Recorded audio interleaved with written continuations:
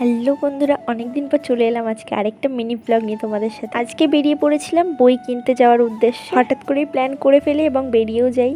আকাশের কি সুন্দর আবহাওয়া, সেই অনুভব করতে করতে আমরা আমাদের গন্তব্যস্থল রানাঘাটে পৌঁছে গেলাম। ট্রেনে প্রচন্ড ভিড় থাকার কারণে এদের দুজনের মুখ বেশি দর্শন করতে পারিনি, ওই জন্য নেমে আগে একটু দর্শন করে নিলাম। সোজা স্টেশন থেকে বেরিয়ে গেলাম আর এরা এখানে খেলা শুরু করে দিয়েছে। আসলে বাচ্চা মানুষ যেখানে জায়গা পায় খেলা স্টার্ট করে দেয়। খেলা নেয়, সাথে একটু সাজগোজও হয়ে যায়। খেলাধুলা, সাজগোজ সবকিছুর পর্ব মিটিয়ে অবশেষে ওই যে রিনার ভাড়া করা ট্রেনটাকে দেখতে দেখতে আমরা স্টেশন থেকে বেরোলাম, লাইন থেকে বেরোলাম। বেরোনোর সাথে সাথে রিনার আরেকটা বোনের সাথে দেখা হয়ে গেল। ওর সাথে একটু হাই হ্যালো করে আমরা চলে গেলাম মলে। বড়লোকস তো কিছু কিনি আর না কিনি, যাই গিয়ে ঘুরে তো চলে আসি। ঘোরা, ছবি তোলা ওটা আবার সবাই পারে না, যেটা আবার আমরা একটু বেশি ভালো পারি। পুরো মলটা ঘুরে এসি ঠান্ডা হাওয়া খেতে খেতে আমরা সমালোচনা করলাম, ছবি তুললাম, দিয়ে বেরিয়ে গেলাম। বেরিয়ে সোজা চলে গেলাম এটিএম এ টাকা তোলার জন্য। টাকা তুলতে গিয়ে ওটা ফাজলামি আর কি মেরেই যাচ্ছে। বড়লোকস তো 1000 টাকার বেশি আর তুলতে পারলাম না, মন চাইলো না। 1000 টাকা নিয়ে এমন গরম দেখাচ্ছি, মনে হচ্ছে না আমি 10 লাখ টাকা তুলে নিয়েছি ক্যাশ। সেই টাকা নিয়ে সেখান থেকে এসির হাওয়া খেতে খেতে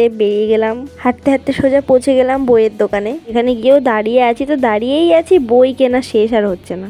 বই কেনা শেষ হলো, তারপর আমরা অরুণ আইসক্রিম খেলাম। অরুণ আইসক্রিম খেতে খেতে আমরা সোজা পৌঁছে গেলাম স্টেশনে মোমোর দোকানে। বাপের জন্মে প্রথমবার মোমো খাচ্ছে গাইস। তো মোমো খেয়ে, স্যুপ খেয়ে আমরা বাড়ি যাই। তোমরা চ্যানেলকে সাবস্ক্রাইব করো, বাই।